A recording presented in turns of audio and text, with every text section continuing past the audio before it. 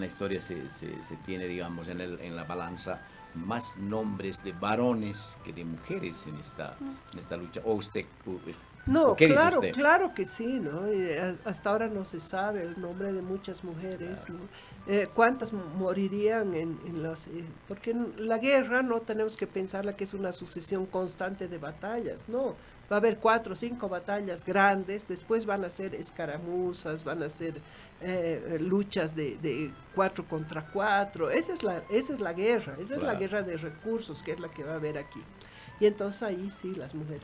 Pero no solamente es el momento de la lucha donde van a estar las mujeres, porque ¿qué comían los soldados? Claro, claro. ¿Quién sacaba madera para poner los fogones? ¿Quién se encargaba de cargar las vituallas de los soldados? Mujeres, El rol muy mujeres. importante, ¿no? Claro, después, digamos, se las ha conocido como las rabonas y se las ha visto muchas veces como que eran las amantes de los soldados, Mm, pero no, muchas veces eran mujeres que iban con sus maridos o con sus hijos o con sus hermanos para apoyar, porque no había una estrategia desde arriba para la manutención, sobre todo de los soldados indígenas o de las milicias. Digamos, ya sea el Estado colonial o el Estado insurgente, pagaba a los soldados profesionales, mm. pero los otros no. Ah, Entonces, ellos tenían que llevar sus propias formas de sobrevivir, claro, digamos, ¿no? la comida. Entonces, de esa manera las mujeres eran centrales, ¿no? Y en esa gran lista seguramente de nombres que hay en la historia en esta historia de las mujeres, así como, a ver, Juana Zurduy, bueno, Bartolina Sisa, en fin. ¿Hay algunos otros nombres que hayan quedado por ahí, que están en la historia, pero que no se les ha visibilizado y que hayan tenido, bueno, un rol importante en estas luchas? Sí, sí, hay. Aquí en La Paz, por ejemplo, está Vicenta Juaristegui, ¿no? ¿Cuál era el rol Ella, de Vicente Juaresteguino? ¿Y en qué época más o menos, doctora? ella parece ser que ya estaba metida en política, se puede decir, Allá. desde 1805, ¿ya? Ujú. Pero en 1809 se sabe que participó de alguna manera, no se tiene mayor información, pero sí se conoce que ella huyó a los yungas con los que estaban huyendo, porque ella tenía haciendas en Yungas, era de una familia muy, muy rica de los Díez de Medina, y Ah, entonces ella huyó a los yungas, ¿no?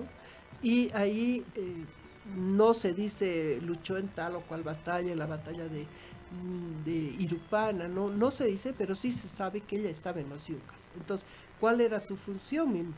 Se cree que ella daba también, digamos, coca y otros productos de sus propias haciendas, ¿no? ujú. Y posteriormente se la encuentra también otra vez en La Paz, ya con hijos, ¿no? Y se sabe que en su casa se reunían para hacer las balas, ¿no? Ah, Para hacer digamos, usar la pólvora ah, para hacer estas balas, que se las hacía con papel de trapo, ¿no? Y que ella dio mucha plata también para eso. Entonces, el año 14, cuando también se produce el cerco de los cusqueños aquí en La Paz, se conoce, digamos, por tradición o por, qué sé yo, sí, más que nada por tradición, que ella fue una de las que abrió las puertas, no le eran las puertas, pero permitió que entraran los cusqueños, ¿no? A La Paz. Y por eso la metieron presa y ella pagó muchísima plata para liberarse, pero la expulsaron de la ciudad, ¿no? Se tuvo que ir a sus haciendas. Y ella fue la que recibió varios años después a Bolívar. Cuando ah. él llegó el 25, ella le entregó las llaves de la ciudad. ¿Y en su Pero condición de que ella le entrega las llaves? ¿Qué rol cumplía en ese momento Juaresteguino? reconocida patriota, como reconocida Ah, patriota, porque el año 23, cuando llega a Santa Cruz, y digamos, se queda cerca de la ciudad con todo su ejército, ella va a buscar a Santa Cruz y cuenta la tradición que va con sus 2 hijos de 13 y 11 años y se los entrega a Santa Cruz para que formen parte del ejército. Entonces, claro, ella es un personaje muy, muy especial. Después está también Úrsula Goizueta, que al parecer era también amiga de Vicenta, y con ella hicieron muchas de estas cosas, ¿no? Hoy también está la llamada la Jubonera, ¿no? Manzaneda, Ya. ¿no? Que a ella sí la van a matar por su participación, ¿no? Eso está aquí, en Santa Cruz está la famosa, conocida Ana Barba, que es la que roba la cabeza. No es la Ana Bárbara. No. Ana Barba, que es la que roba la cabeza de Warnes, ¿no? Porque cuando lo matan a Warnes, ponen en una pica en la plaza, ponen la cabeza de Warnes, ¿no? Como para asustar a la población, y ella la roba. Claro, y ella roba esto, ¿no? Con la ayuda de su esposo y de otros más. Entonces también tienen ella. Y bueno, las heroínas de la coronilla, ¿no? Claro, digamos que... Ahora, doctor, ahora vamos a entrar ya en materia. Creo que ya están en contacto con nosotros Henry y Carmen. A ver. La Universidad Mayor de San Andrés presenta... Y nosotros ya nos integramos a este espacio de la escuchando. Universidad Mayor de San Andrés de la ciudad de La Paz, que junto a Bolivia, tierra querida, les propone estos diálogos del bicentenario de nuestra hermosa Bolivia, que es este año, precisamente 2025. Y el tema de hoy, las mujeres en la guerra de la independencia y la construcción de la República. Y la invitada este día es la doctora María Luisa Saux Muñoz. La doctora María Luisa Saux Muñoz, docente investigadora emérita de la carrera de Historia de la Universidad Mayor de San Andrés, licenciada en Historia, maestría en la Universidad Internacional de Andalucía, la Rábida, sede en España, doctorado en Historia por la Universidad Nacional Mayor de San Marcos, en Perú. Además es investigadora titular del Instituto de Estudios Bolivianos de la Universidad Mayor de San Andrés, especializada en la historia del proceso de independencia en Bolivia e Hispanoamérica, la historia del área rural boliviana y la historia de las mujeres. Entre sus publicaciones se hallan los libros La Coca Liberal, La Paz en su ausencia, El complejo proceso hacia la independencia de Charcas y Constitución, Ley y Justicia entre Colonia y República. Además de numerosos libros en coautoría y artículos en revistas especializadas de Bolivia, en Latinoamérica y Europa. Además es presidente y académico del número de la Academia Boliviana de Historia. Es miembro de la Sociedad Boliviana de Historia y de la Coordinadora de Historia. Es la invitada de este día sábado en Diálogos del Bicentenario con la Universidad Mayor de San Andrés, la doctora María Luisa Saux Muñoz. Estaremos hablando de este tema tan importante. Las mujeres en la guerra de la independencia. ¿Cómo influyó la mujer en la guerra de la independencia y además en la construcción de la República de Bolivia? Vamos a esperar ya el paso correspondiente, ahí ya lo tenemos, y nos da mucho gusto saludarlos. Ahí está nuestro amigo Luis Sempertegui y la doctora que hemos invitado hoy, la doctora María Luisa Saux Muñoz. ¿Cómo están, amigos? Muy buenos días. Hola, hola, querido Henry, hola Carmen. Realmente es un honor en estos diálogos del Bicentenario contar con la presencia y con el diálogo que vamos a tener hoy con la doctora María Luisa Saux. Ustedes han dado a conocer todo el currículum y es un resumen del currículum, por si acaso, es muy grande. Muy grande. Doctora querida, le voy a presentar a Henry y a Carmen, que son los dos conductores de este programa Bolivia Tierra Querida, que emiten desde lo que ellos denominan, ¿no?, el área metropolitana entre Washington, Virginia y Maryland. Así que, doctora, ahí con usted está Henry y Carmen. Muy bueno, ahí está la cámara, ahí dígale sola. Muy buenos días, muchas gracias y felicidades por este programa. Muchísimas gracias, doctora María Luisa Saux Muñoz. Nosotros encantadísimos de tenerla en estos diálogos del Bicentenario. Vamos a hoy hablar precisamente de las mujeres en la guerra de la independencia y la construcción de la República. Un tema muy interesante, doctora, porque tenemos que saber cómo las mujeres han sido parte importante de la guerra de la independencia, además de la construcción de la República. Adelante, le escuchamos. Querida doctora, hablábamos ya haciendo un preámbulo al enlace que tenemos ahora con Washington. ¿Quiénes, al margen de las ya conocidas, ¿no? De las que ya sabe, la historia nos han dado algunos nombres, pero nos hemos quedado con sabor a poco? Por eso que usted ahora nos va a decir, no pues, no solamente era Juana Zurduy, digamos, que nos queda en la memoria, ¿no? Seguramente habrán más mujeres que han luchado y que han dado su vida por lograr la independencia, querida doctora. Bueno, muchas gracias por la invitación, y sí, el tema es muy amplio. Sí. Y creo que es importante destacar que se tiene que analizar el rol de las mujeres, no solamente desde el lado de la historia patria, ¿no? Las mujeres no solamente van a tener el valor como los autores del siglo XIX hablaban de Juana Zurduy y decían, tiene un ¿qué se llama? Valor varonil, ¿no? Entonces, no porque se acerquen a los valores masculinos, son ellas las que van a tener valor, sino que las mujeres desde su propia lógica, Claro. también van a aportar, ¿no? Desde su propia lógica, y es un poco eso lo que yo he tratado de trabajar en algunos de mis estudios. Porque los historiadores manejan tiempos. ¿Entre qué fechas, vamos a decir, doctora, usted maneja esta historia? ¿Entre 1800?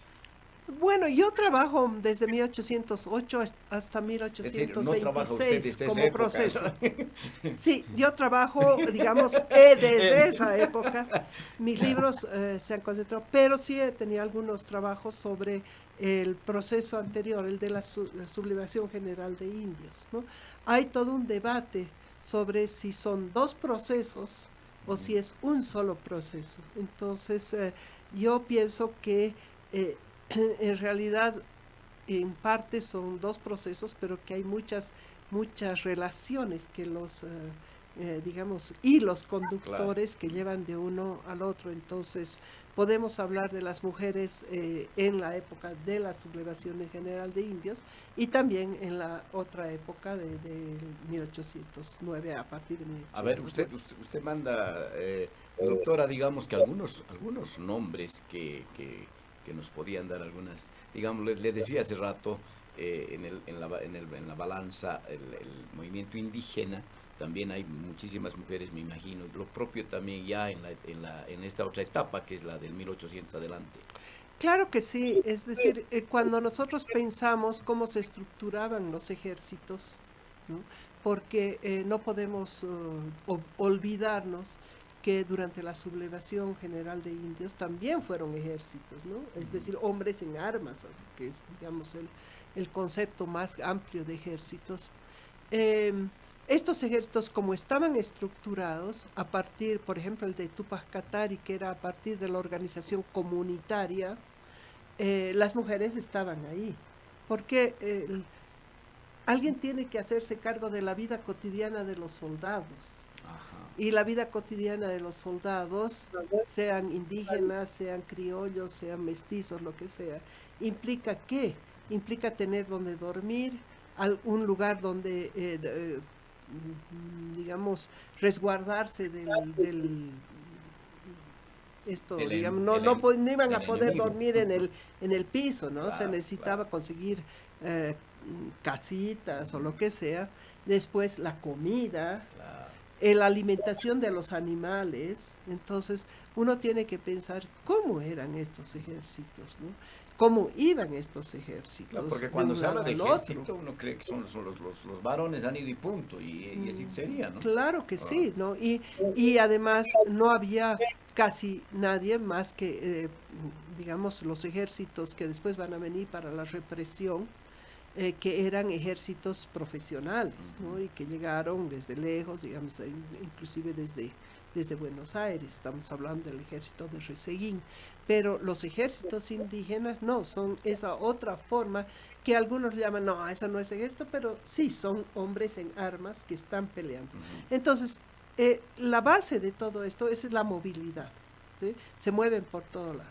Y para moverse por todo lado necesitan el apoyo de las mujeres, que varios relatos cuentan que ellas iban por delante, se apropiaban de la comida, porque tampoco era que compraban, no, muchas veces se apropiaban, iban por delante para ubicar dónde se iba a quedar el ejército en la noche, etcétera, y ahí las mujeres eran fundamentales. Es decir, el rol de la mujer importante, imprescindible en cualquier, hasta que se profesionaliza y hasta que se genera un estado o digamos, una organización de los ejércitos donde se les manda desde arriba la comida, se les manda desde arriba las vituallas, todo eso. Antes no, la gente Doctora, iba con sus propios bienes. Doctora, algunos nombres que hayan quedado por ahí, que no sean los nombres, los populares, digamos. Bueno, mucho se ha destacado últimamente la imagen de Bartolina Sisa y de Gregoria Pasa, ¿no? Y, Gregoria Pasa, a propósito, la hermana de Julián Apaz. La hermana de Julián Apaz, la hermana de Tupac Katari. ¿En qué destacan ellos? En que son jefes de hombres en armas, es decir, manejan tropa. Manejan son las tropa. Comandantes, digamos. En ciertos momentos sí, ¿no? Se sabe que Bartolina Sisa, por ejemplo, era la encargada de controlar todo el abastecimiento de comida. Entonces, desde esa perspectiva eran importantes, pero en todos lados había también, estoy segura que los coroneles y todos ellos tenían también al lado sus mujeres, ¿no? Que se mantenían un poco más alejadas. Y también había pues mujeres que han participado defendiendo la ciudad, o mujeres que fueron víctimas del avance de tropas, por ejemplo, en Sorata o en los otros pueblos que iban tomando los indígenas, las tropas. Ahí estaban las vecinas y ellas eran tomadas como rehenes muchas veces. Las vecinas es más o menos que las criollas, podríamos es más, porque no es ni campesino ni... En realidad lo que ocurre es que cuando se crean los pueblos de indios se prohíbe que entren criollos o españoles, como llamaban esos, a los pueblos, pero eso rápidamente se corta. Entonces había mestizas, había inclusive criollas que tenían sus pequeñas haciendas alrededor de los pueblos, y esas asumen, se las conoces como vecinos, ¿no? Vecinos, vecinas, y ellos son los que no pueden escapar, y entonces cuando entran las tropas indígenas se las toma como rehenes, y inclusive se les obliga a vestir pollera, por ejemplo, ¿no? Como un signo de dominación, ¿no? Mientras a los hombres los matan, a las mujeres les hacen poner pollera, ¿no? Los documentos son muy duros con relación a eso, ¿no? Ese es el ambiente de la guerra, ¿no? Me comentaba de Juaristeguino, doctora. Es un bonito pasaje. Sí, bueno, Vicenta Juaristeguín es un personaje que a mí me ha gustado mucho. He escrito parte de su vida en el libro La paz en su ausencia, que justamente habla de las mujeres de la élite durante todo este proceso, ¿no? ¿Y por qué la paz en su ausencia? Porque los hombres se van, ¿no? Los maridos se van, y entonces la paz se queda con la ausencia de estos maridos. ¿Qué época es esa, doctora? Desde 1780 hasta 1825 yo trabajo. ¿Y qué es lo que digo? Bueno, la paz sí, la paz se queda sin hombres, pero muchas de ellas logran la paz cuando no están sus maridos también, ¿no? Entonces de ahí está la idea. Antes, ahora y siempre. De ahí está la idea, ¿no? De ver la vida de las mujeres no siempre como la contraposición a la vida de los hombres, sino cómo ellas se movían. Y bueno, ahí estudió un poco la vida de Vicenta Juaristeguino. Era miembro de una familia de élite, de los 10 de Medina, que es la base de mi estudio, los 10 de Medina, y ella se sabe que después de 1809 escapa hacia Yungas con los revolucionarios, ¿no? Porque muy posiblemente estaba metida también en todo este tema. Y no solamente eso, sino que allá bueno, tiene una vida sentimental con uno de los que también había escapado, Clemente Díaz de Medina, y tiene un hijo, ¿no? Y lo que yo hago es la vida un poco comparada entre la vida de Vicenta Juaristegui, ¿no?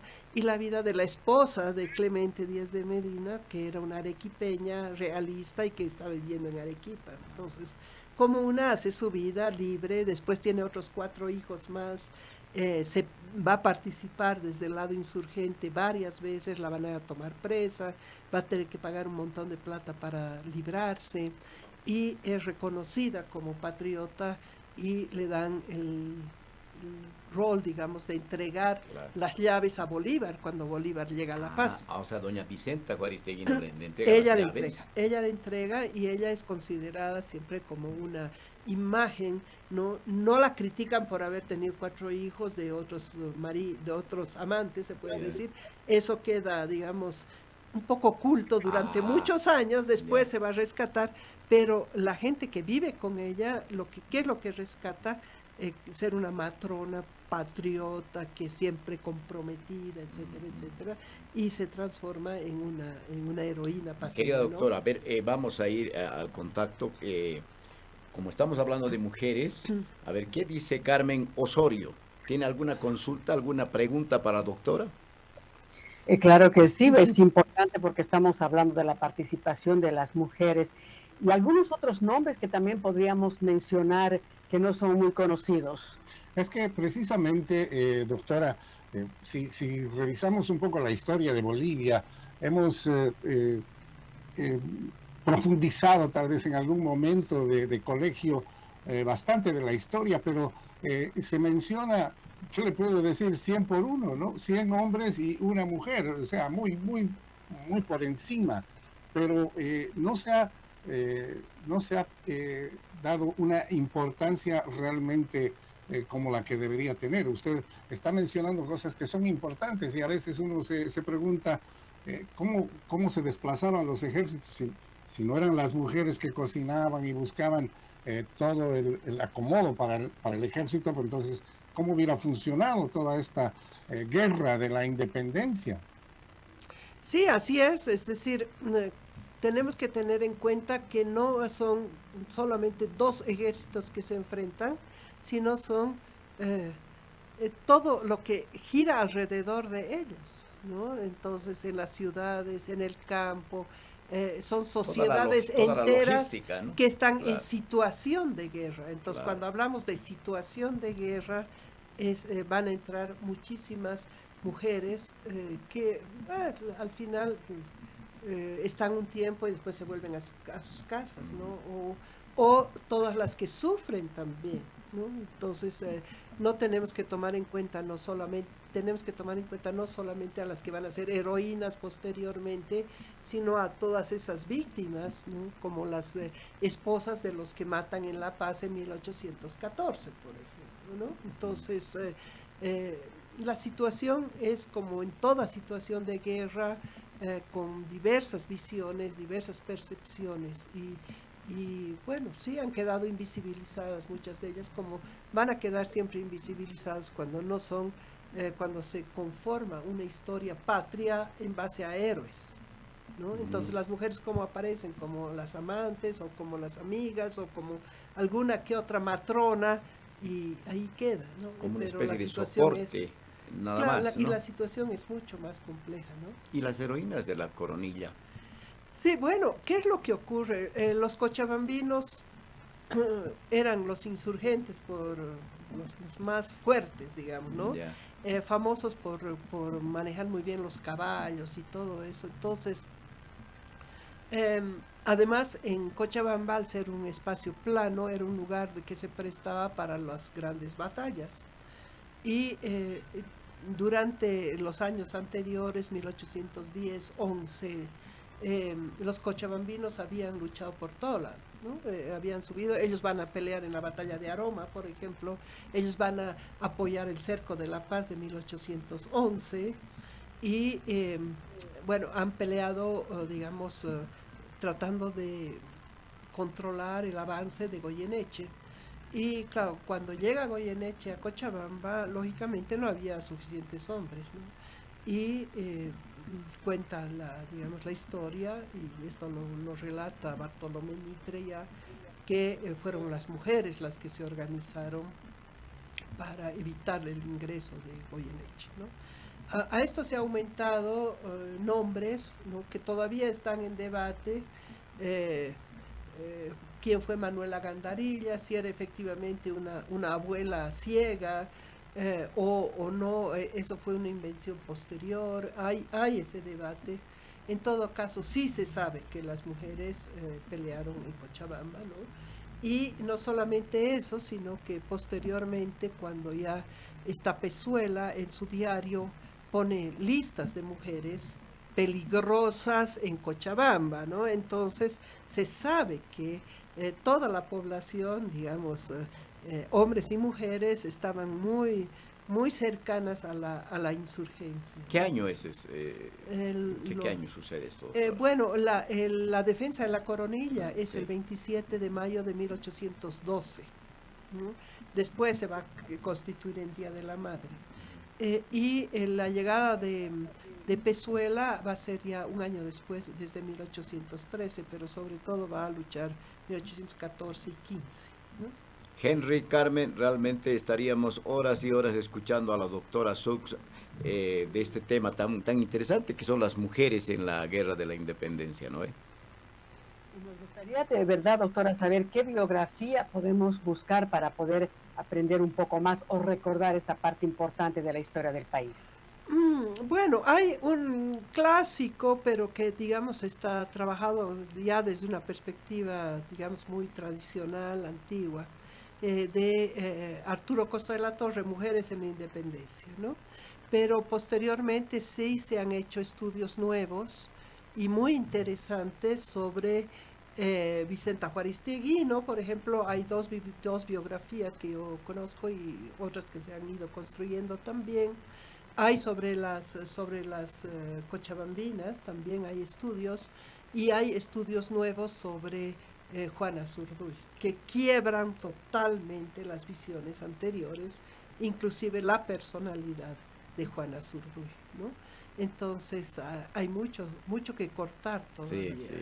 Sí, es realmente interesante lo de Juana Zurduy. Si me dan la oportunidad de charlar, pues charlo también. Carmen, Henry, ¿cómo estamos de tiempo? Ya nos vamos despidiendo, de verdad. Quiero transmitir a la invitada de hoy, la doctora María Luisa Sux Muñoz, el saludo de mucha gente aquí en el área metropolitana de Washington. Nos han estado pasando algunas preguntas, pero que las vamos a desarrollar seguramente en una próxima oportunidad. Le haremos llegar a Luis Sepertegui estas preguntas, y más que todo la bibliografía, donde se puede averiguar un poquito más de la participación de la mujer en esta guerra de independencia de nuestra hermosa mujer. Por ejemplo, un mensaje nos decía, no, yo no sabía que las mujeres participaron en la guerra de la independencia, y se quedó sorprendida con el comentario que nos hacía hoy la doctora. De verdad, muchísimas gracias, Luis, muchísimas gracias, doctora, y en cualquier momento estaremos nuevamente con usted para aprender un poco más o mucho más de lo que es la historia de Bolivia. Exacto, vamos a seguir sábado a sábado con estos diálogos del Bicentenario desde la Universidad Mayor de San Andrés en este año 2025 que cumplimos 200 años de vida republicana. Así que un fuerte abrazo a toda la comunidad boliviana que radica allá en Estados Unidos, particularmente en el área metropolitana. Y para ustedes, Carmen, Henry, un fuerte abrazo y hasta el próximo sábado. Muchísimas gracias, doctora. Bueno. Muchísimas gracias. Solo quiero despedirme para señalando algo para que les quede, que no fue Juana Zurduy Bermúdez la que se casó con Manuel Asensio Padilla, sino otra Juana llamada Juana Azurduy Llanos. Ah, sí. Henry, debe ser tu tatarabuela. Mi tía. Es mi tía. No, y que nunca estuvo en el convento. ¿No? Esta otra Juana. A mí ese es otro. Entonces, esos son nuevos descubrimientos que se han hecho y que tampoco nació en julio, sino en enero de 1780. Bueno, pues, Ya. doctora, nos queda Esto- horas y horas de conversación sobre Sí, estos hay temas mucho de para historia. hablar. Un muchísimo abrazo. para hablar. Muchísimas gracias, pues, ya, hasta Gracias. luego. Gracias, muchísimas gracias. Nosotros hemos presentado este espacio con la Universidad Mayor de San Andrés, allá en la ciudad de La Paz, Diálogos del Bicentenario en contacto con Bolivia, tierra querida. El Identificamos, ¿no? Y el próximo sábado con otro invitado.